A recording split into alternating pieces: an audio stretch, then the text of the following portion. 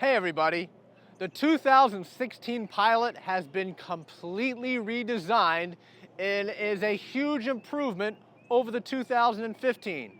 Today we'll talk about some of those changes and how the 16 Pilot compares to the 15 Highlander. The 16 Pilot is longer, lighter, and more powerful than the 2015 model it replaces. It is about 3 inches longer, has a 2-inch longer wheelbase, but is also about 3 inches wider than a 15 Highlander. This certainly is a bigger vehicle. Does give it a little more cargo room as well as shoulder and hip room, but can make this vehicle a little harder to maneuver. The 16 Pilot comes in the following trim levels: LX, which would mostly line up with a Highlander LE, EX, which would line up with an LE+, EXL, which would line up with an XLE, Touring, which would line up with a Limited, and the Touring Elite, which would most line up with a Highlander Limited Platinum.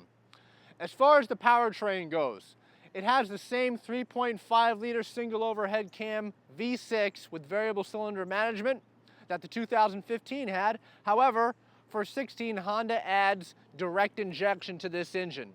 What that does, it does give it 30 more horsepower.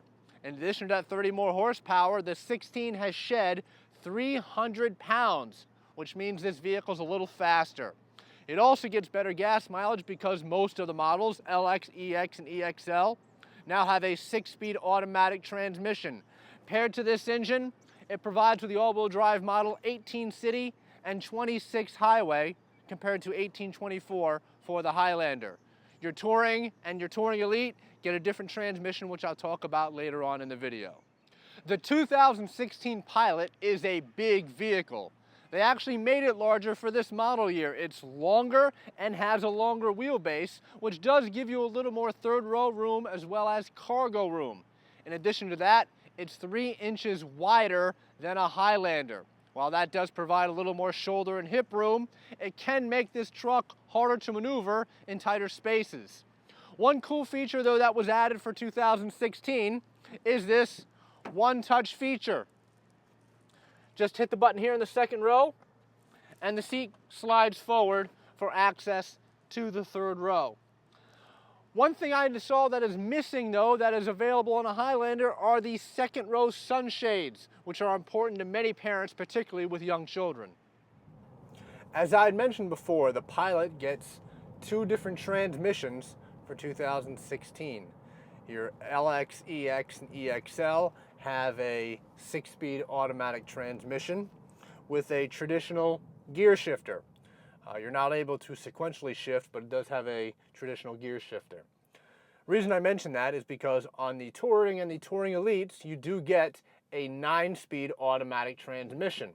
But with that transmission, you don't get a gear shifter, you get a push-button gear shift, which some reviewers have found to be a little cumbersome.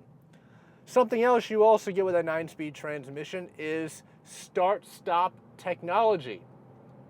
Start-stop technology shuts the engine off when the car comes to a stop and then turns it back on again when you lift your foot off the brake and hit the accelerator pedal. That technology has been reserved for hybrid vehicles, but in recent years some other manufacturers have put it in more mainstream cars. It's meant to give you better city gas mileage. One issue with that though is in city driving, there is about a half a second delay when you take your foot off of the brake and put it on the accelerator pedal for that car to get going. So it certainly takes some getting used to.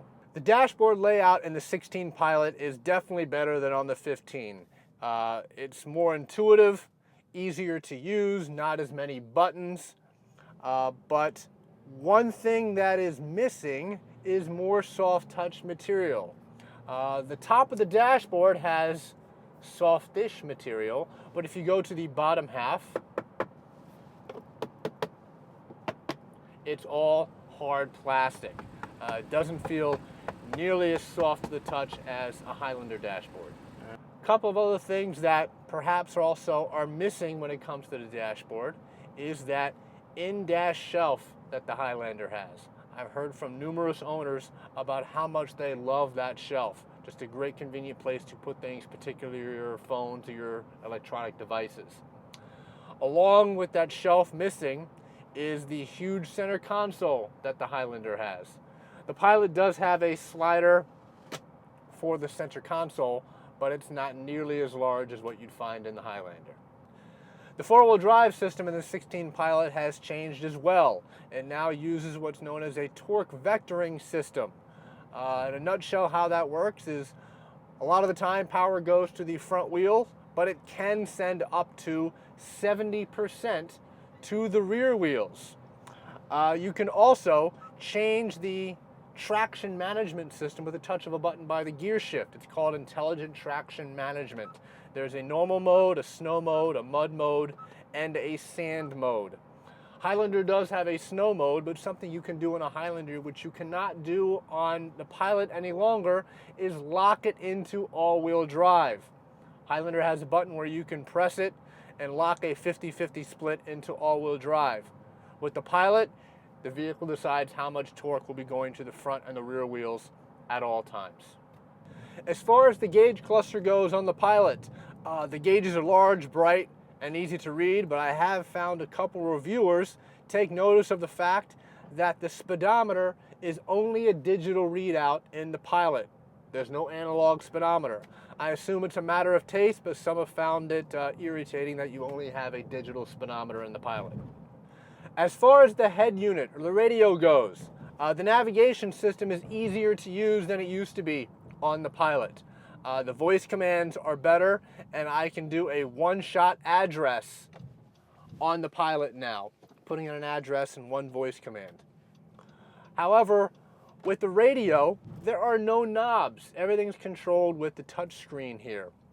An issue I have with that is if I'm listening to satellite radio or AM or FM and I'm on one end of the dial and I want to go to the other, I like having a dial that I can spin and get to the other end of that dial as quickly as possible.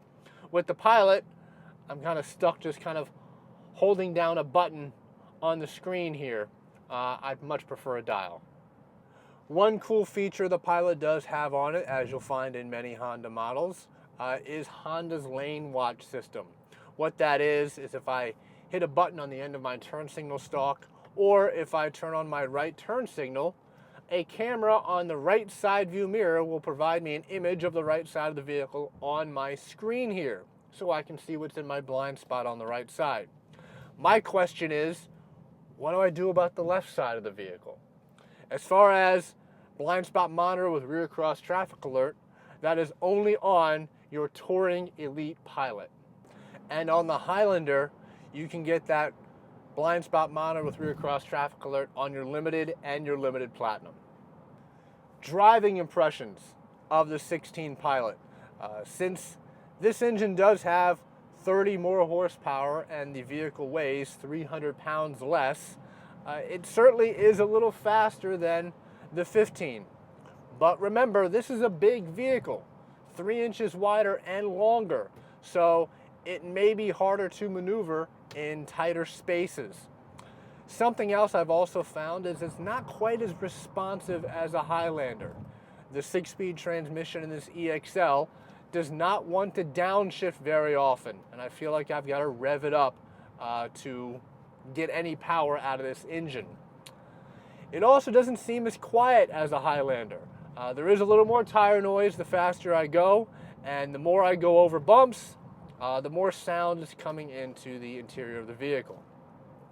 It just doesn't feel as refined or luxurious and, dare I say, fun to drive as a Highlander.